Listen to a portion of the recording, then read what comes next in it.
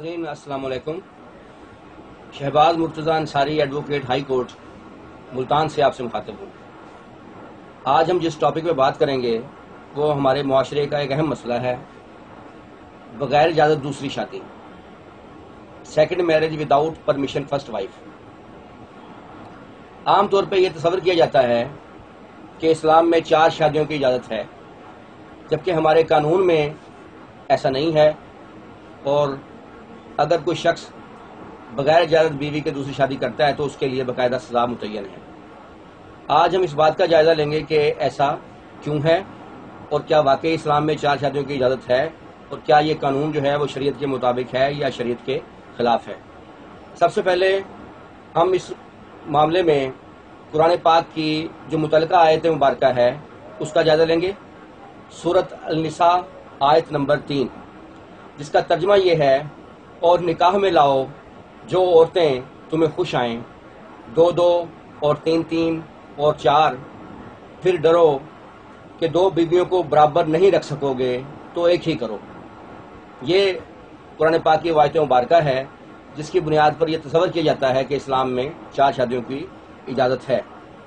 اب ہم جو متعلقہ قانون ہے اس کا جائزہ لیں گے۔ مسلم فیملی لاز آرڈیننس کی دفعہ 6 میں یہ قرار دیا گیا ہے کہ اگر کوئی شخص دوسری شادی کرنا چاہے گا تو وہ اس کے لیے ثالثی کونسل کو ایک درخواست گزارے گا۔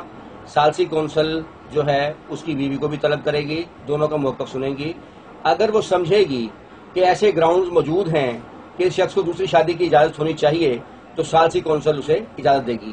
وہ گراؤنڈز مختلف ہو سکتے ہیں، اس میں پہلی بیوی سے اولاد کا پیدا نہ ہونا، یا پہلی بیوی کا اس قدر بیمار ہونا کہ وہ حقوق زوجیت ادا کرنے سے قاصر ہو، یا پہلی بیوی گھر آباد نہ کر رہی ہو، وغیرہ وغیرہ۔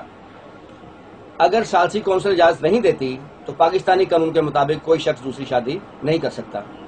اگر کوئی شخص ایسا کرے گا تو اس کے لیے قانون میں 3 سزائیں متعین کی گئی ہیں۔ نمبر 1، حق المہر کسی بھی قسم کا ہوگا وہ اسے پہلی بیوی کو یکمشت ادا کرنا ہوگا۔ نمبر 2، عدالت اس شخص کو 1 سال تک جسمانی قید کی سزا بھی سنا سکتی ہے۔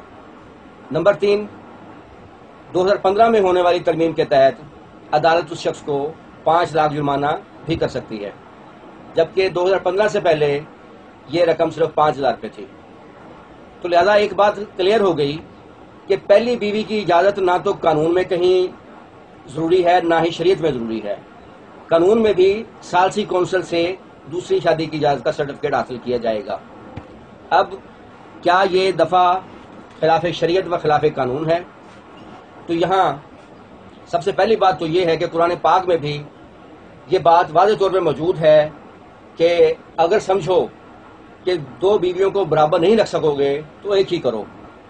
اب سوال یہ پیدا ہوتا ہے کہ کوئی شخص 2 بیویوں سے انصاف کر سکتا ہے یا نہیں کر سکتا، اس کا فیصلہ کیا اسی شخص نے کرنا ہے؟ چنانچہ یہ بات طے ہے کہ وہ کوئی بھی شخص جو دوسری شادی کرنے جا رہا ہے وہ تو ڈیفینیٹلی یہ سمجھے گا کہ میں کر سکتا ہوں، انصاف کر سکتا ہوں، لیکن اس پر فیصلہ نہیں چھوڑا جا سکتا۔ اس کے لیے یہ قانون بنایا گیا کہ اگر کوئی شخص دوسری شادی کرنا چاہے گا تو وہ اس کے لیے متعلقہ یونین کونسل کو درخواست گزارے گا، اور متعلقہ یونین کونسل کمیٹی تشکیل دے گی، اور وہ اس کی بیوی کا موقف سننے کے بعد اس بات کا جائزہ لے گی کیا ہے کہ وہ شخص دوسری شادی کرنے کا اہل ہے یا نہیں ہے۔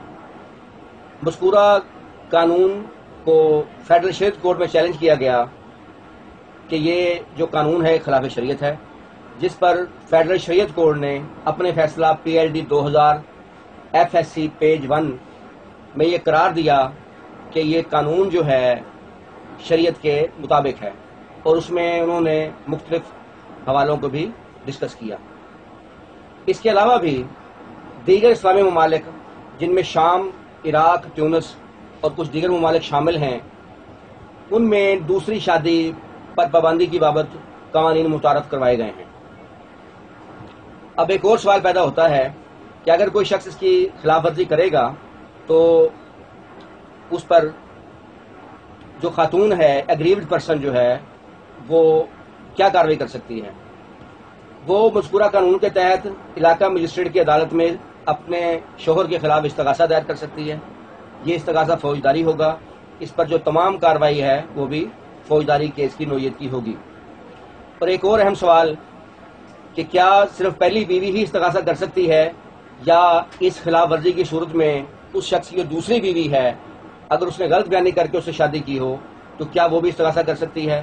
تو سپریم کورٹ آف پاکستان نے اپنے فیصلے PLD 1991 سپریم کورٹ پیج 1074 میں یہ قرار دیا ہے کہ نہ صرف ایسی صورت میں پہلی بیوی اپنے شوہر کے خلاف استغاثہ کر سکتی ہے بلکہ دوسری بیوی بھی چاہے تو اپنے شوہر کے خلاف استغاثہ دائر کر سکتی ہے. Thank you.